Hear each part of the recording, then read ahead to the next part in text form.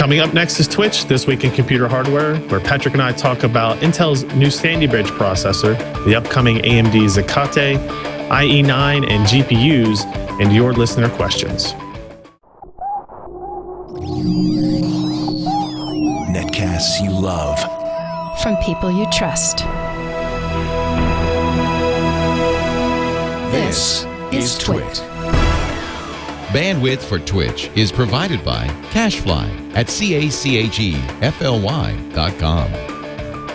This is Twitch, This Week in Computer Hardware, episode 87, recorded September 16th, 2010. Your browser needs a GPU.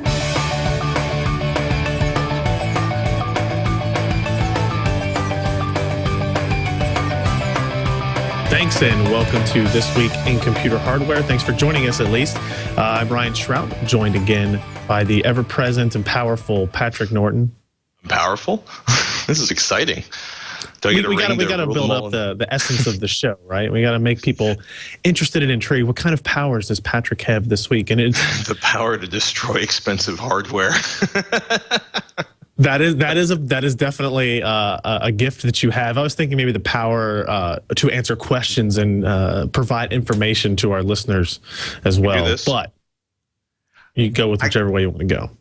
I'll go with the power to educate and entertain and amuse. I would like to ask everyone to join me in a small moment of silence. At approximately 1:22 last night, I discovered that my long-standing computer speakers, the ever so beloved Klipsch i-Fi set that has been powering my musical experience by my monitors on and off for the last 5 years finally died. There will be an autopsy and hopefully a repair later on. But if you could all join me in a moment of silence, because we talk a lot about hardware that fails miserably and almost immediately. But I just want to say this set of speakers has been taking names and kicking ass for the better part of 5 years. And I am just deeply saddened that yesterday they decided to go on to that pile of audio equipment in the sky.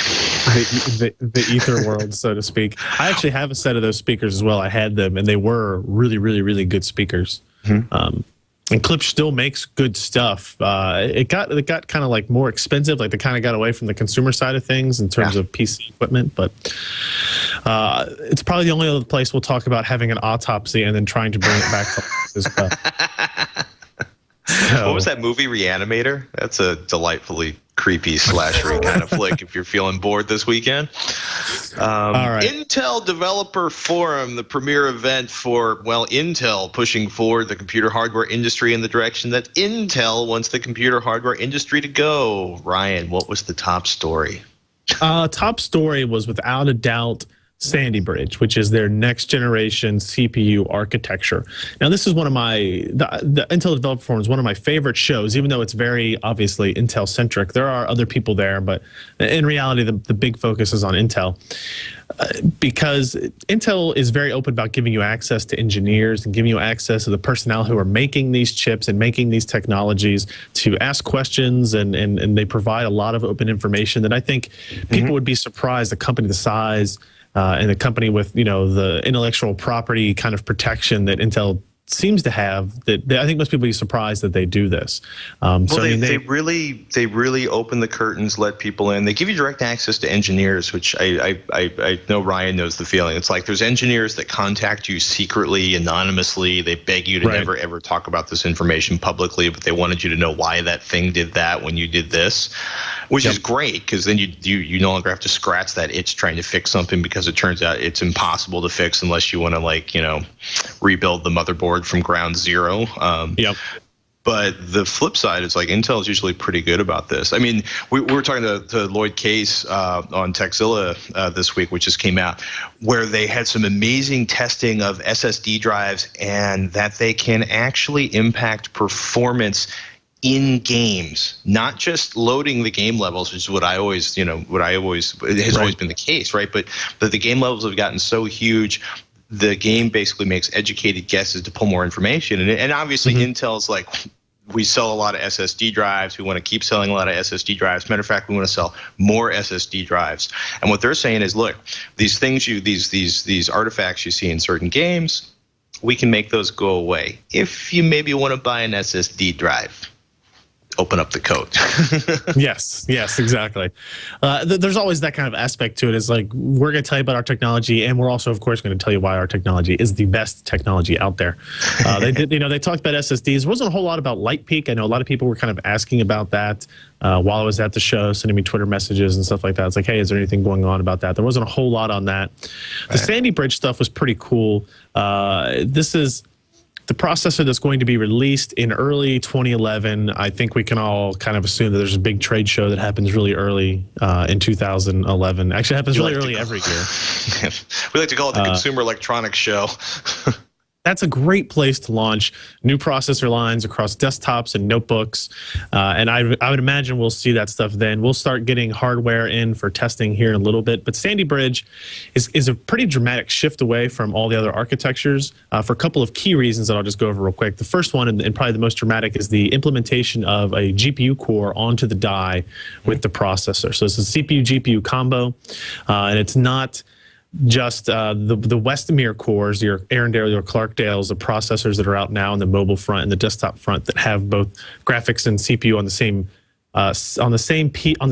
package, on the same processor, but they're not on the same die. They're not built together. They're not communicating in as directly a way as they are here. And on Sandy Bridge, it's one piece of silicon built around all of this. Remember the North Bridge and the South Bridge? It seems so long ago. It seems so long ago that, you know, you had a memory controller on the North Bridge, and you could get different chipsets, and that would affect your memory performance and how fast you could clock things and overclocking. All that's gone, and now, you know, you used to get different chipsets now.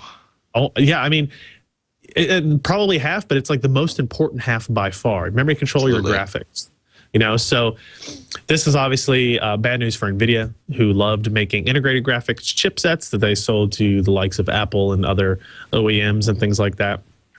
Now, the graphics on this chip are going to be an improvement over any other integrated graphics Intel has done before, but they're not going to be on the level of integrated graphics that you might have seen most recently from Intel or NVIDIA, or I'm sorry, AMD or NVIDIA. So it's definitely an improvement. It's still not a wild improvement in gaming performance. Right. They're much more adamant about touting the media capability of the new processor. There's now dedicated silicon in the processor that will do video encode and decode. Yes. So essentially, they showed a demo of a video transcode on a Core i7 processor, a current Core i7 processor versus on a new Sandy Bridge, and it was literally like a 3 or 4x, maybe more speed improvement on what it was. This is, I mean, I think Sandy Bridge, obviously it's primarily a notebook part, a laptop part, a mobile part, but it's a low power consumption part, which means it's going to have really great thermal management, which means you don't need big giant fans, which means, you know, okay, so that's good, but when you factor in the fact that they have the hardware for acceleration built into this, and the AVX, the new AVX instructions set that's designed to basically accelerate all sorts of different calculations. This is going to be a great home theater part. We were talking about this in HT Nation and just getting really excited about the idea that instead of having an atom and then like, okay, the atom won't actually do 1080p, but the atom plus the ion's pretty good as long as you're just playing back 1080p and you're not trying to re-encode anything or manipulating anything. In this case, you really have a fairly powerful part, and in things like, and it also is like, if you're rendering out movies to go to YouTube or the family videos, or if you download video and you want to transcode the format to play on your media player, it's going to be fantastic performance wise, because it's going to do these incredibly dense calculations without using a big chunk of your CPU and firing up your entire cooling system and making your house sound like a jet engine just took up. I'm actually really stoked about the Sandy Bridge parts, the next gen Core Duo, the next gen Core 2 Core Duo, English 4M language hard.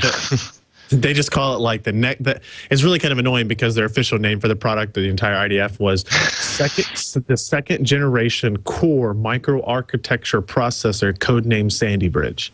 Does that mean they haven't figured out or do they just want to leave it like it's the Core Duo? I mean, what's going to happen? I go to shop for one of these, or are we waiting for CES to find out what the brand name is going to be? Are they trying to find something that doesn't mean like I slaughter elephants in 3 languages where it's really critical? Well, you laugh, right? It's going to be called Core anyway. It's just going to be Core i5. I think they're still going to keep the i3 and i5 and i7. They're just going to be 4-digit labels instead of 3-digit labels now.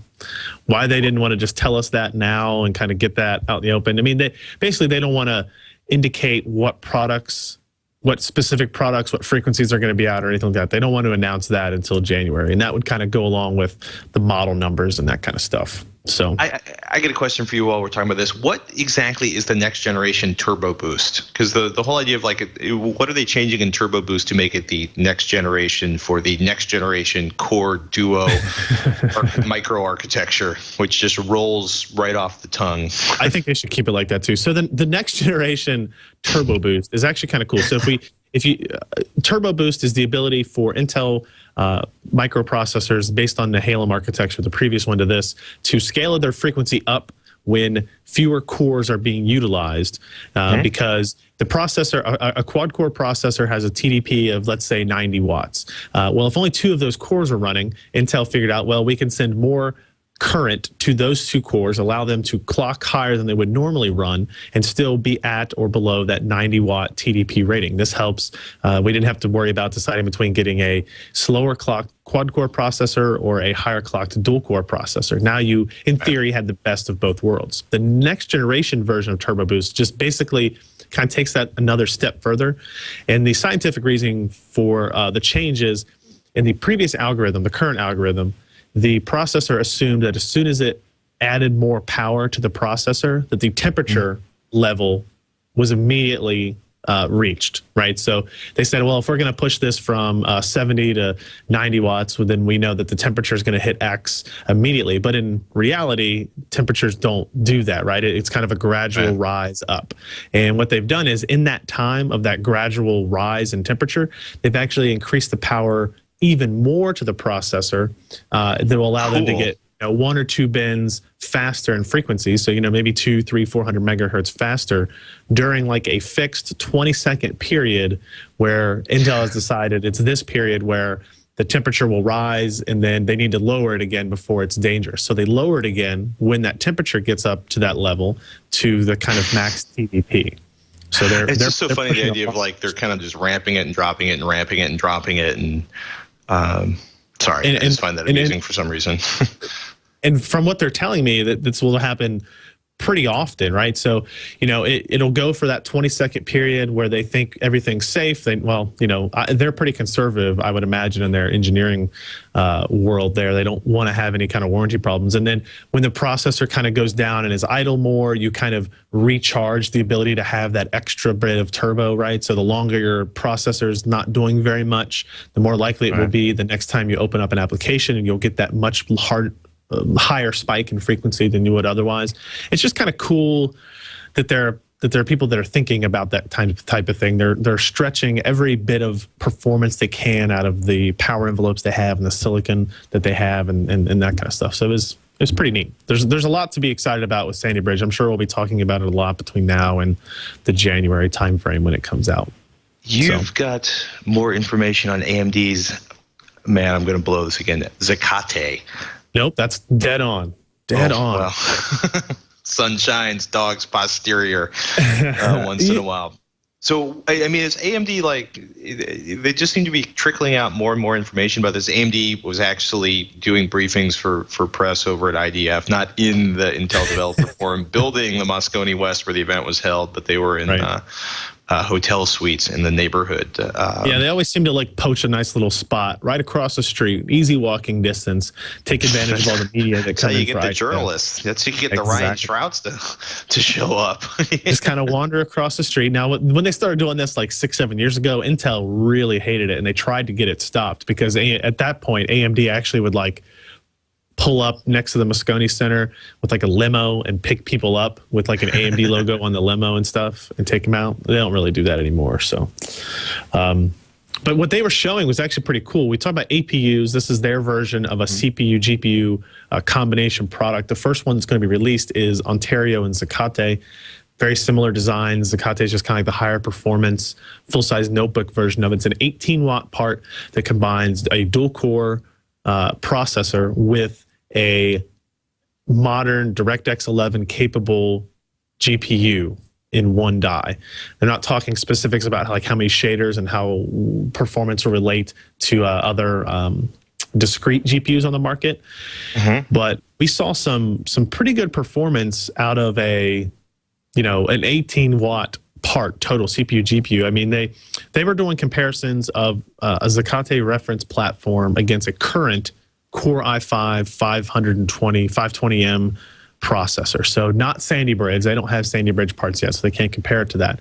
But for example, they ran Batman Arkham Asylum and the new City of Heroes version, and they're getting anywhere from 2 to 2.5x the performance of the Core i5 processor for gaming, which has a TDP of 35 watts on their 18-watt Zacate part. So that's really impressive, but it's very indicative of what AMD got with the purchase of ATI, because ATI knows graphics, they know drivers, they know GPU hardware much better than Intel's teams do. I mean, that's just something we have to admit based on what Intel's integrated graphics have been like over the last 10 years.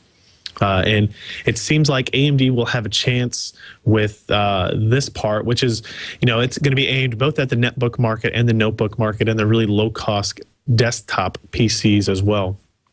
In comparison to what really the price competition right now today is Atom from Intel, and Atom will have no way of standing up to anything close to what the performance that this Zacate part will have. So it'll be interesting to see what Intel's response is next year, if they're going to try to figure out a way to get Sandy Bridge down to a lower clock speed, low power consumption mode in order to compete at this level of kind of power consumption and performance. We'll have, something that Intel's not talking about right now. They don't like to adjust their product roadmaps based on competition's parts, at least not publicly. So we'll probably be waiting until January to see what they're actually going to do for that. But it's pretty cool. It was a pretty cool demonstration of a part that Intel or that AMD has been working on for quite a long time, basically since the AMD ATI merger. This is the first fruition of that relationship. So good to know. Pretty cool. And actually, interesting enough, for those who don't know, Internet Explorer 9 came out as a beta, I think just yesterday, as of when we record this. Thing came out Wednesday of this week. And the reason that's interesting is because one of the demonstrations, one of the performance benchmarks that AMD was initially showing was comparison of IE9 performance on their platform versus Intel's. And the reason that's interesting is because IE9 supports GPU-based rendering. So, go ahead. We were talking about this before the show, and it's actually kind of mind blowing, right? The Firefox has been playing around with this, and you look at there's this huge blog post on the internet, basically the Internet Explorer blog, where they're like, they're using both 2D and 3D, like direct 2D, direct 3D, and they're like, okay, so here's what we do. There's content rendering, composing the page, and then composing the page on the desktop. And so they're saying IE9 accelerates content rendering using direct 2D and the direct write subsystems. Page composition uses direct 3D. And what's interesting is they use the GPU to draw the bitmap images very, very quickly, right? So the idea that pictures pop onto your page a lot faster. And then desktop composition, which is basically the browser, takes the content, puts the page together, and then, of course, the desktop Windows Manager has to render out the entire thing over again. And the quote from the blogs at msndn.com/b/ie/whatever is because IE9 uses DirectX, and only DirectX, there's a better interaction between IE9 and the desktop window manager, using less GPU memory and resulting in better stability than browsers that mix different subsystems, which is their way of going, Firefox, we're faster than we are, and thumbing their nose, which is what that horrible gesture was. Sorry about that, everybody. And they're making a big deal out of, they have full acceleration for the entire display pipeline, to the point where you can actually go into IE9 and there's a checkbox for basically turning on software acceleration instead of hardware acceleration. And it's like, It's an interesting idea. Like, so is it DX10 or DX11 for the acceleration was part of the thing I was trying to figure out on that one. I think it supports both. It's using a D2D, Direct 2D, which is actually something new that Microsoft created in order to developers to be able to write code for the GPU without having to know the really kind of complexities of Direct 3D. So they kind of like made a the CUDA killer, as it were. Yeah, I don't want to say I would not want to be at NVIDIA right now looking 5 years out. That's something Lloyd Case was talking to me about that because this is basically means that they're rendering directly to the graphics card. They're not using graphics. Basically, they're it's like exactly what they did with gaming. Wow, 15 years ago, where they created DirectX to create a standard developer interface. But it's also a really big deal for HTML5 and video acceleration, which is also thumbing their nose at Adobe Flash and the howling fans of my wife's MacBook when she's trying to deal with Flash advertising in the background. Right. Yeah. So, but from everything I'm told by guys at AMD who are really excited about this because they think it'll make their really low power APUs stand out against Intel's integrated GPUs and their Sandy Bridge architectures, is that the render engine's completely changed with this. It's now you'll be able to do like anti-aliasing on text and stuff like that you wouldn't be able to do. When somebody told me today that's interesting is in Windows 7, like the default installation, we all know that the Windows interface is now kind of 3D accelerated. It's accelerated by the GPU, started in Windows, completed in Windows 7. The only thing left is like web browsing in terms of default standard applications that come on a Windows 7 install is the last thing that wasn't GPU accelerated, the actual render engine inside of it. And so that's being addressed. IE9's doing it, and then the next version of Chrome and Firefox are planning on it too. So that's good news for GPU makers, at least for now. For now. It's a good thing. Should we fire up some viewer questions? Yeah, let's jump into a collection of email questions. I do want to point out here as we get started, though, we have a new email address. I believe that's set up, right? Yes. twich@twit.tv. TWICH. No T in there. No, there's only one T. TWICH. At twit.tv. Send your emails there now as opposed to directly to me. That way, both Patrick and I get the emails and we can kind of filter through them. And decide which ones we want to answer and throw up here on the question. So let's go ahead and start into that process, shall we? We have a question from Chris. He's looking for an Eyefinity suggestion. He says, I'm new to the whole Eyefinity thing, which is multiple monitors powered on, like 3 or more monitors. We're like 40. I'll let you explain it, Ryan. Chris says, I'm new to the whole Eyefinity thing. I want to know what's the best card for only 3 screens. I want to be able to game at a minimum of 5760 by 1080 at 25 frames per second. I would like something under $230 Canadian, which last I checked would be around $200-something US. I would like to know if I will need to upgrade or what I will need to upgrade to do this. So he's got a Phenom 2 1090T, 8 gigabytes of DDR3 dual channel RAM, a M4A USB 3.0 motherboard, M4 89 GT Pro, a 60 gigabyte hard drive, 430 watt power supply, 200 millimeter fan, yada, yada, yada, and 2 Blu-ray drives. He thinks I will need a new power supply, but I don't know what I should get. He's running a 430 watt power supply. I wonder what he's using for the GPU now. Well, see, that's what he's asking is for a new graphics card. Got it. So I assume he basically doesn't have anything now that can support Eyefinity, which is a Radeon 5000 series feature. I did a quick search. So if we're looking at like a $200 US budget, the most powerful AMD 5000 series video card you can get is the Radeon HD 5830. That will support 3 GPUs, or I'm sorry, that will support 3 monitors, one of which will have to be either a DisplayPort monitor or, now that we know you have, or they have, the low-cost active DisplayPort to DVI adapters that will be about, I think I saw them on Newegg today for $27. So that's much less than the $100 that they were before. So the Radeon 5830 looks like the option I would go with there. The more money you spend, the better it's going to be, especially when you're talking about a resolution of 5760 by 1080. Depending on what games he's playing and what image quality settings, you're going to have to adjust all that in order to get acceptable frame rates. 25 is pretty low, unless you're playing like a first-person or real-time strategy games or something like that. I would still want to be going for like 60 frames per second or higher. If you're, in a shooter game, I feel like 60 is like that level you want to hit, and like minimum should never go below 30. RTS games, 30 is probably more than acceptable. If he's trying to do StarCraft 2 or something like that, that'll work. The next level card up is the 5850 from AMD, and that's going to be $250. So that's fairly far outside of his range. And let me see, based on his motherboard there, doesn't look like it's an SLI motherboard. So I wouldn't even. I was thinking about maybe recommending a pair of something else for NVIDIA as well. But for $200. AMD has the only options there in terms of being able to support 3 displays and Eyefinity Gaming. So good to know.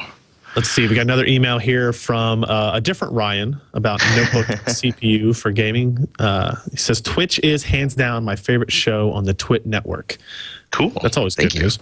He says, I'm looking to buy a new laptop. I know for a fact that I want something with a Core i7 processor, but I'm not really sure which chip in that series would be the most beneficial. He wants to do moderate amount of gaming, a lot of the new and upcoming games, but he doesn't expect to get 900 frames per second at the highest settings. That's good, because I don't think that's going to happen. But he also wants to go on Photoshop, no problems, utilize overall media functionality, all that kind of stuff. It says he's looking at 2 different processors. One is a Core i7 740QM and then the 840QM. And he says the differences are the 740 runs at 1.73 gigahertz base clock, and then the turbo boost up to 2.93. And then the other processor starts at 1.86 with a turbo boost of 3.2. So we're talking about 133 megahertz difference at the base, and then about 260 megahertz at the top speed. He says the pricing difference is $300, and he wants to know, is it worth it to spend the extra money or to save that money and put it towards an SSD? And I think this is a question that either of us could easily answer and say that $300 for 200 megahertz, not a worthwhile investment for most. It always sounds like it's faster, but the reality is that's going to be what? I mean, I 10%, 8%, 5% on the benchmarks. Because he's talking about for gaming, so I would imagine it'd be even less, noticeable on gaming. Really, even for a notebook, the GPU is still your most important factor when it comes to purchasing a game. So I would get the lower cost CPU, save that $300 either towards getting a nice SSD, or if there's another way to upgrade the GPU option you have in that notebook.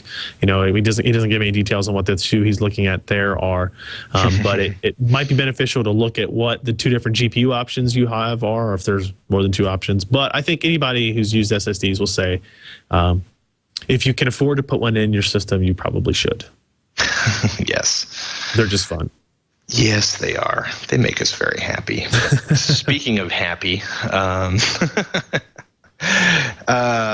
it's kind of funny. We got a question from David, which is particularly well timed because I had a bunch of friends I hang with on an email thread called the Nerds List, and me and another guy have been kind of elevating the audio levels of some of the other guys in the thread in the last couple of weeks, basically upgrading headphones. And David emails in, hey, Ryan and Patrick, I have a question for you guys about headphone amps. I keep hearing people say that you need to get one. You need a headphone amp to get the best sound quality out of your headphones, but when I look up information on them, I have a hard time making sense of all the audiophile language that goes way over my head. For my computer, I have a pair of Sennheiser HD 595s, very nice set of headphones, that I connect directly to my Creative X5 sound card. My question is, what do headphone amps accomplish in terms that an idiot like me would understand? And when should you be using one, if not always? Also, if it would be better to be using one in my situation, do you have any recommendations for a mid-range amp that would be good for me? Thanks for any advice you can give. Love the show. Thanks, David. Okay, so if I'm going to use the bone simple metaphor, I have a race car. The more torque I have in the race car, the faster that thing accelerates, right? 'Cause torque is the twisting power that goes through the transmission, which goes to the wheels, which there's a distributor in there somewhere. The idea that the more power, right, you have in your car engine, assuming you have traction on the asphalt, the faster the car will move forward, right? That's why those big 4-second, times on the quarter-mile drag strips are done by cars with 2,000 horsepower engines, and not 125 horsepower engines like you find in your average econobox. So, to take that metaphor, your headphones, your cans, your speakers are a transducer. It's something that converts electrical energy into sound energy. Whoa, Ryan, are you okay? Something fell over here. I think I kicked over a cake. So that's okay. Medic. So here's the thing, right? Because basically, electrical energy. You have electrical energy going in the coil, which moves the magnet back and forth. You have there's a big magnet inside of your headphone, right, or your speaker, and there's 2 little wires that go to the coil at the base of the speaker, right? So electrical energy hits that coil and it responds to the big giant magnet. Now, you're basically the sound coming through the cable, the electrical energy coming through the cable basically kicks the speaker forward and back, fills it full of vibrations that go out through the air.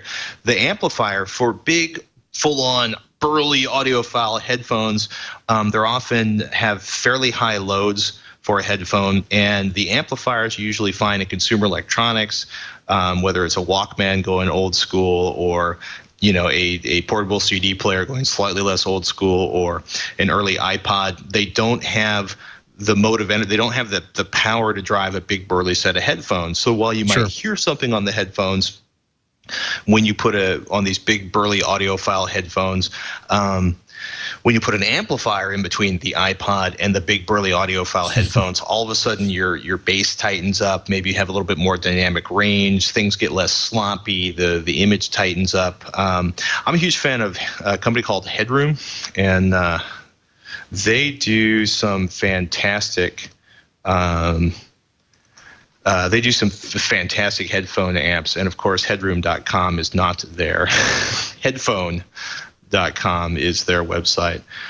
Since I've been shopping there for 15 years, I should know that. But they have, for a nice entry-level device, if you go down to headphone amps on their webpage, they have something called the Headroom Total Airhead. It's $100, not cheap, but it's still well under half what you paid for your headphones. What I really like is the Headroom Total Bithead. It's $160. It's a portable device, and what it does is it'll take a USB input from your computer, right? So it'll take the USB audio, goes into it, and use the DAC, the digital to analog converter, inside of the Headroom Total Bithead, which I guarantee you probably sounds a lot better than most notebook computers. Maybe not your X-File, though I'm not a huge creative fan in terms of music. But the idea is that in this case, you get a DAC and a headphone amp. If you don't want to spend a lot of money and you're kind of curious whether or not a headphone amp will actually make things sound better, I would highly, highly recommend checking out something called the Chumoy amplifier. And there's a really good site called tangentsoft.net, and if you search for the Seamoy Pocket Amplifier, it uses some very inexpensive parts. Basically, you breadboard out this little tiny amplifier, runs off a 9-volt or some AA batteries, depending on how you configure it, and it's actually a really high-quality headphone amp that you can build. Basically one of the Headfi is a online board for can enthusiasts, headphone enthusiasts, and this guy came up with a really clean design for a headphone amplifier that's super easy to build. If you've never soldered before, this is a great way to learn how to solder and build projects. But you have a really nice set of headphones. If you build the Chumoy amp and you don't like it, okay, that's you've lost maybe $20 in parts in a couple hours of time. If you do something with like the Headroom amps, the Airhead's a pretty good way to start. It's $100. It's pretty entry level that way. You might notice that it really brings things together. You might not like it. If you don't like it, you can send it back. Something that's also really cool about Headroom is they have sort of a cross-feed circuit, which is really interesting in that they put and I do not like audio processing for the most part. It drives me nuts, especially on my stereo music recordings. But the cross-feed that Headroom does in their amplifiers is really interesting. It's basically they have a couple for whatever milliseconds of delay so that normally if I'm sitting in front of speakers, this ear hears stuff from both speakers, the left and right channel, and this ear hears stuff from both the left and right channel. And what the crossfeed circuit, if you turn it on, it bleeds, like a few milliseconds later, it bleeds some of this sound into this ear and this sound into this ear. And what it does is it more naturally emulates what you hear when you're listening to the real world rather than separated channels on headphones. It can be considerably less fatiguing if you're listening for a long time, and it can also, some people like the way it sounds. So that's probably way more information than anybody ever wanted on this. I could go on about outboard DACs and headphone amplifiers and headphones, but I will say, if especially on notebooks, other than like some of the Dell Minis, which have some of the best onboard audio chipsets I've heard in a long time, at least the earlier ones, like the one I own, most notebook audio could use help, and it's actually shocking how mediocre many of the chipsets used on motherboards. So if you're really into music, I'd really suggest, thinking about upgrading your audio card or going to an outboard digital analog converter, which can be super cheap. And if you're a super headphone nerd like I am, you might want to try getting a headphone amp for your headphones. Those 595s might really enjoy a little bit of an audio boost from an amplifier, but I don't think it's necessary. I don't think it's like, dude, you shouldn't be listening without them. But that's a really nice set of headphones, dude. You should be enjoying those. Very cool. Too much information. Sorry. Well, no, it was interesting information. I didn't know. I never knew why I would need a headphone amp to begin with. So basically, it's more power to move the cone and the speaker back and forth. Move it more precisely, faster, more better. More betterish. We've already used that as a show title, and we can't do that again. Let's see. We've got an email from Don about an AMD CPU upgrade. This should be a little bit more straightforward. He says he has a system with an AMD Phenom 9600. It's an ASRock 780 chipset, 128 meg or 128 M board. I believe that's the one with integrated graphics. But since the 9600 has the TLB, I think he meant to say there, he can't play StarCraft 2 with much going on before the performance suffers or completely stops until nearly everything is dead. Says he's been looking to upgrade the CPU, so he's been keeping his eye on the Phenom 2 X6 1090T, which is a 6-core AMD processor. Would it be worth getting one of those, as my Mobo supports AM3 CPUs, or are there more AM3 CPUs in the pipeline that would be a better choice or cause the prices of the current models to drop? I don't know a whole lot about the upcoming roadmap for what for what AMD is doing here, but I do not expect there to be a large push of processors on the current Phenom architecture anytime soon from AMD. I think what we have now is pretty much what we're going to get. We might get a couple of frequency bumps or something. I'm just looking at Newegg, the Phenom 2 X6 1090T sells for $279. That's a pretty good price. There is another one, the 1055T is a 2.8 gigahertz instead of a 3.2 gigahertz, still a 6-core processor, and it's $197. So you're talking about $80 less for, again, that 400 megahertz difference. Both of these parts are going to be much faster than the older Phenom 9600 that he has. And StarCraft 2 is definitely one of those games that uses the CPU power or the CPU more than most other titles. It's still GPU dependent, but it's also multi-threaded and that'll take advantage of all the cores on that Phenom 2 X6, or is it still primarily a single channel? It's not really that multi-threaded. I might think it might be 2 or 3 threaded because we looked in that when we were trying to figure out what was going on performance-wise, and my theory was that because Blizzard likes to make their games that will go back much, much further in terms of hardware support, that they didn't really push multi-threaded on it very much. It's still, I mean, it still was pushing 2 or 3 active at a time, but it wasn't, pegging 2 or 3 at a time, and it definitely wasn't going on to 6. But having 6 threads will give him the ability to run more things in the background. The operating system can handle that as well. And also, I mean, these Phenom 2 architecture CPUs are going to be faster than the original Phenoms that he's on right there. So I would recommend the 1055T that's under $200. if he's okay with the extra $80, he wants that 400 megahertz. I mean, you're going to see performance difference there, but it just depends on whether or not that's worth the $80 difference for you. So worth the VIG. Oh man, we have another Ryan emailing. That's crazy. Ryan, yet another Ryan emails. I'm looking for a new laptop. Listening to you and Patrick on Twitch, I'm wondering about USB 3.0. You should. It's epically awesome. Should I make sure my next laptop, which I plan to have for 2 to 3 years, has USB 3.0? These seem to be slowly coming up from the likes of Asus. The likes of Asus. That just doesn't sound right. If I wait a few months, will it be widely available? Thanks. Really enjoy the show, Ryan. I don't know if it's going to be next year for widely available on USB 3.0.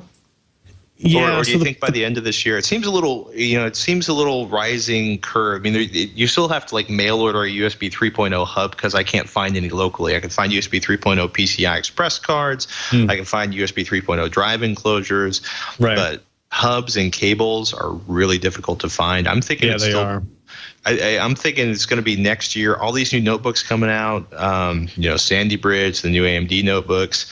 I think that's where you're going to start finding USB 3.0 because also the chipsets are still kind of pricey. They haven't really scaled down the chipsets in terms of USB price. 3 kind of hit the desktop world all at once in terms of all these new motherboards are coming out with it.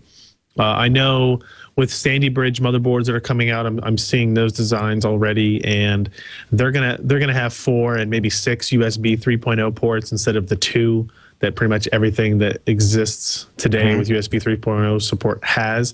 So that's good. On the notebook front, he's right. There have been a handful of Asus models that have come out that have had it, and I think a couple of others, but it hasn't really jumped on as much.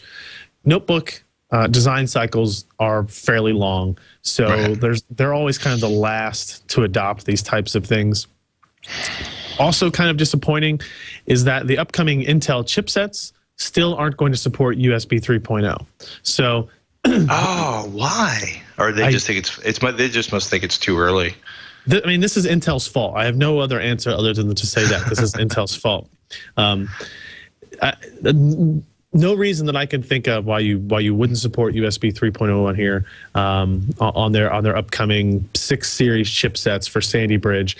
Now they're still saying almost all of their partners are planning on including third-party chip to do USB 3.0 support.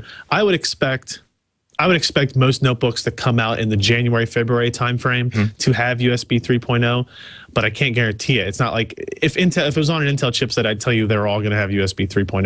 But because it's an external chip that's required, some will have it, some won't. I think more will have it, and I think the notebooks that we have out today that will be out from now until November, December timeframe were designed last year, and the ones that are going to come out in January, February, once Sandy Bridge products start to roll out, have been designed in the last 6 months. So that is when I think you'll be able to find a whole host of them with USB 3.0 support. So if you look at the USB 3.0 models today and you're not really happy with what they have and you're okay waiting, especially, he says in this email that this is one he's going to keep for 2 to 3 years, then I would wait until that January, February timeframe before jumping on to just buy one otherwise, right? Because I do think USB 3.0 is important. I do think it's a kick-ass technology that everybody should have on their computer now. That way everybody will be making accessories for it and stuff too. So Patrick can find them locally. That's all I want, Patrick to find them locally. It's all about being able to buy locally and support my local hardware store. Although my local hardware store, Central Computer, is pretty epic. But oh boy, Carl has a question about a high-performance monitor. I'm looking to buy a new 24-inch monitor with less than 8 milliseconds latency. That's actually pretty easy, but I do not want a TN or twisted pneumatic panel. Do you have any suggestions? For anybody who's not super familiar with what's going on in TFT flat panel design, twisted pneumatic is pretty common. It's cheap. And it's the response times. It's actually amazing. 5-6 millisecond response times are pretty common out of most monitors being sold today. Twisted pneumatic is an interesting idea. I'm not going to try to explain the finer points of the architecture, but twisted pneumatic displays, and you'll usually find it buried deep in the details or the technical specs if you're on the Dell website.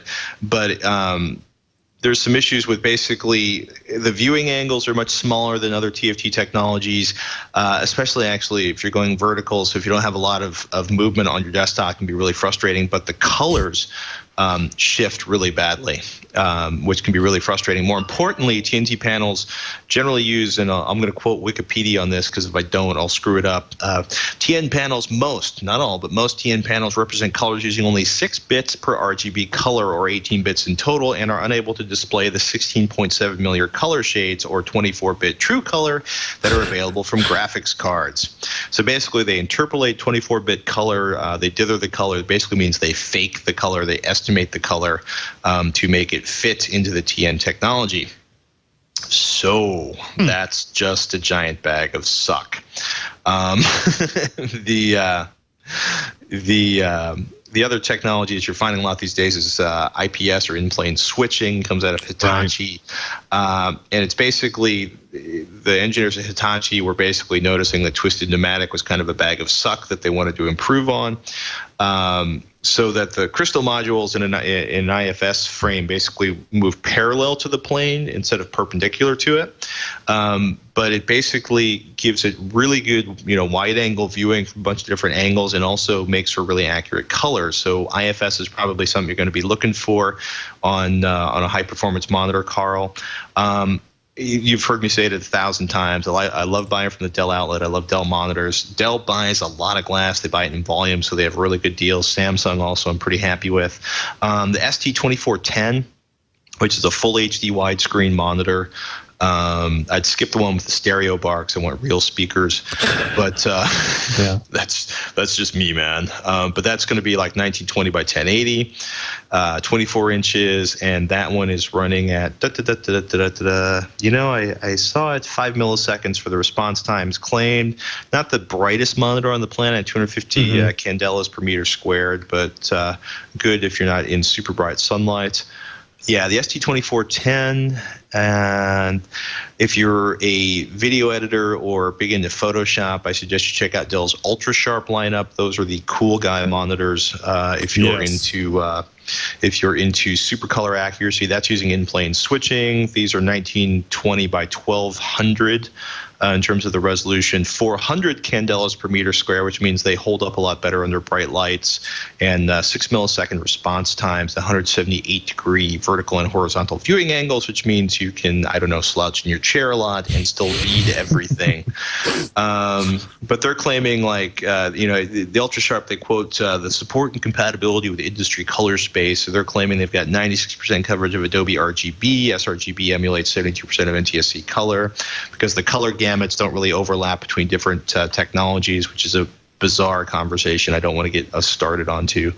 But that one's pretty pricey. That's selling for $500. Yeah, but that's a problem with the non-TN panels, really, in general. Yeah. The Twisted Pneumatic panels are the ones where you're getting a 24-inch panel for under $300. But yeah, I'm liking the Dell, the 2410, the Ultra Sharp, which is the U2410. And they're still doing, they are still doing the G2410, which is, let me just double check one last thing. Oh, I do see that one. Okay. I'm so Looks sorry like to be 376 or something like that. Yeah, and that's a TFT. That's a TFT. I think that one is a non-TN monitor. But yeah, the ST2410 and the U2410, I think, are that would be my big two choices, which makes me want to run over to the Dell outlet and check the pricing on that. Why don't you answer Sean's I will do that question, and I'll go look to see what the outlet price is on that, because I just love my Dell outlet. You can handle that assignment. Let's see. We've got an email from Sean about about a Mac notebook for games. It says he has an older MacBook, the white book, with the Intel Integrated Graphics GMA X31 running Windows in Boot Camp. He is unable to play the games I used to play on my old Windows notebook, which had an ATI HD 2600 GPU. The games he plays most of the time, are Far Cry, Crysis, Delta Force, COD4. He's thinking about buying another MacBook and giving this one to his son to use. His question is if the latest MacBook with the integrated Intel GeForce 320M will be good enough to get decent frame rates on these games, or would I need to upgrade to the 15-inch MacBook Pro with the NVIDIA GeForce GT 330M? He's not expecting super high frame rates, just want the games to look decent and playable. The integrated GeForce 320M will definitely be an improvement over the HD 2600, and it will be obviously a big upgrade over the GMA X31. So I think for those titles, not maxed out image quality settings, the integrated 320M will probably be good enough. My only thing would be the 15-inch panel might be better for gaming than the 13-inch panel. Just for me, unless he's connecting it to an external display or something, to me the advantages of that a 15-inch screen on a notebook for gaming might be worth the extra $200 or $300. I'm not sure what that gap is right now, but definitely I think those GPUs are advanced enough to play those games at reasonable quality settings. I mean, Crysis is still up there. It's still Crysis. There are still graphics cards out today that can't play it very well at its high quality settings, but put everything in its medium range, and I don't think it'll be any type of problem with that. So, Good to know, man. And did you hit up the outlet? Yes, I did. I should probably order one of these before I tell you about it, but the Dell refurbished Ultra Sharp U2311H 23-inch widescreen flat panel display with 100% more cool, which is technically an inch smaller than you want, but is costing less than half the price of the brand new 24-inch Ultra Sharps. It's $250 for a 23-inch flat panel. The G2410H, if you're not familiar with the Dell outlet, they do refurbish. They do stuff that's been returned, open box, scratch and dent, depending on what you're looking at. But basically, they offer you a pretty good deal if you shop carefully. But yeah, Ultra Sharp, 23-inch Ultra Sharp for $250, 24-inch G Series widescreen flat panel, and I want to say that one, 5 millisecond response time, TFT Active Matrix. That's $229. Alien there are a lot more options out there than I really thought there were originally. So. Oh, hey, I got to order a monitor real quick because the my 21.5-inch Ultra Shots for $200 are back in stock. But now I can get an inch and a half more space for just $40 more bucks. Exactly. I'm really into the whole dual monitor lifestyle right now. But yeah, Carl. Definitely check out the Ultra Sharps. Check out the Dell outlet. I've got a bunch of computers from there and monitors from there. I've been really happy. And yeah, 8 milliseconds easy. Twisted pneumatic. It just means you're going to be paying more to get your monitor. Yep. So agreed. We had a crazy question from Chris about distributed HDMI. My initial reaction, I don't want to get into it because I'm pretty sure the only easy way to do what Chris wanted to do is to hire an installer to program a really sophisticated thing for you, which basically requires a lot more money than I think anybody wants to spend who listens to this show. But I'm going to investigate that a little bit more. Maybe we'll revisit that question next week. Okay. Yeah, let's do that. Let's do that. Yeah. That one I put in there. I knew it was going to either have a really easy answer or it was going to require a little bit of research to figure out all about the HDMI to Cat 5 issues there. So that's going to that's going to it's like those systems that you see run at maybe your local BW3 where you've got 50 TVs all running off of a couple of projectors and stuff like that. Very complex, usually very expensive systems. So we're going to close the show out now. It's been great answering everybody's questions. Again, we want you to share your email or share your questions with us through email, rather, twitch@twit.tv. And, of course, you can follow Patrick and I on Twitter and submit some questions that way. I am at Ryan Shrout, and Patrick is equally creatively named at Patrick Norton. Yeah, that's too late to get just at Patrick, but I think actually one of the Twitter founding crew is at Patrick. Okay. Yeah, PCPer.com is the legendary website where Ryan, well, actually, if you're looking at Ryan's giant pile of hardware, which you can't really see because he hides it when he's recording the podcast. It's all behind the camera. It's all behind the camera. I think I kicked some of it over earlier in the show. That was that horrible clanging noise when I want to scream medic at the top of my lungs. Yeah, PCPer.com is where we find Mr. Shrout. You can find me at techzilla.com or hdnation.tv. And if you're if you want to learn more about the solid state disk drives and performance, check out Texilla. It just came out on Thursday this week at Texilla.com, which is and I finished the burning machine, the Rip Monster 3000. Yeah. Turns out I ran out of drives after 7 drives. Turns out you can record at least 7 different drives through DB Power. So I was ripping, like, the combined ripping speed was like up to 150, 160 x when you have like 6 disks going simultaneously.